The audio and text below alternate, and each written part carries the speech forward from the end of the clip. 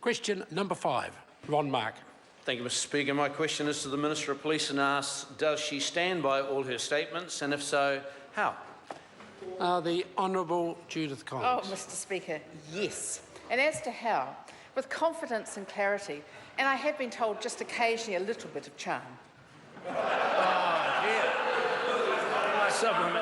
Supplementary. Order. Supplementary question, Ron Mark. Thank you.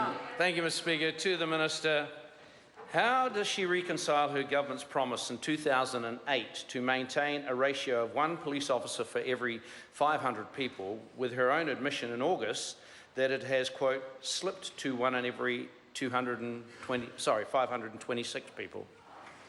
The Honourable Judith Collins. Mr Speaker, obviously the figures that I've given the member are absolutely correct, and clearly I stand by them. Supplementary. Supplementary question, Ron Mark. Thank you, Mr Speaker. To the Minister, why is she claiming credit for the only increase to police numbers that have ever occurred under this government back in 2009, when that increase had been committed and announced by the previous government through the New Zealand First Confidence and Supply Agreement? The Honourable Judith Collins. Mr Speaker, clearly that member's wrong, but I'd also say to them there's a huge difference between promising and delivering. This government delivers.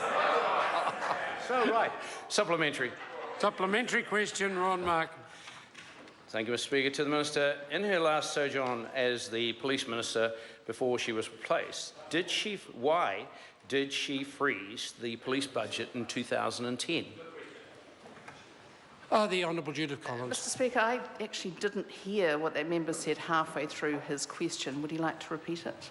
I'll allow the member to repeat the question. Thank you. To the Minister, why in her last sojourn as the Police Minister before she was replaced did she freeze the police budget in 2010?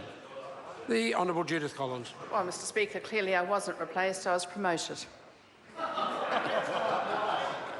Supplementary. Supplementary question, Ron Mark. Thank you, Mr Speaker.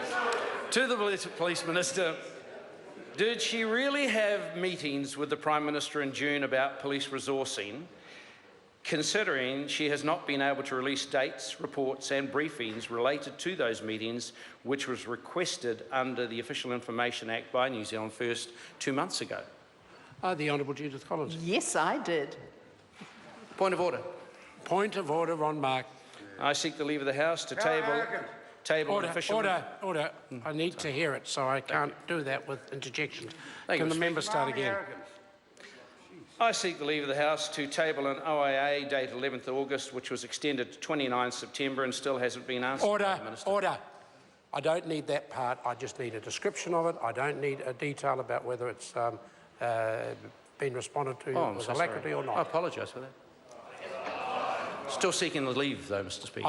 You haven't finished. Okay. Just describe the document and I'll decide. I seek leave to table an OIA dated 11th of August, which was extended to 27th September, seeking information around those meetings that I've just questioned.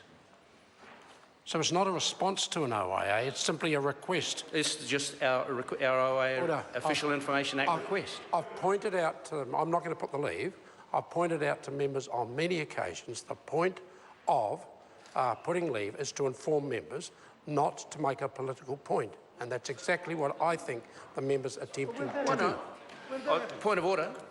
I hope we're not relitigating. No, I just need your guidance, Mr Speaker. I've given my guidance. Can you quote the standing order so that we are forever informed and guided by actual standing order? I will certainly come back to the member with the relevant Speaker's ruling. It is one that I issued early on in my time as Speaker. It is a very lengthy ruling and I gave it personally to the Right Honourable Winston Peters on one occasion in this House. I will have it delivered to the member immediately after question time. And point of order.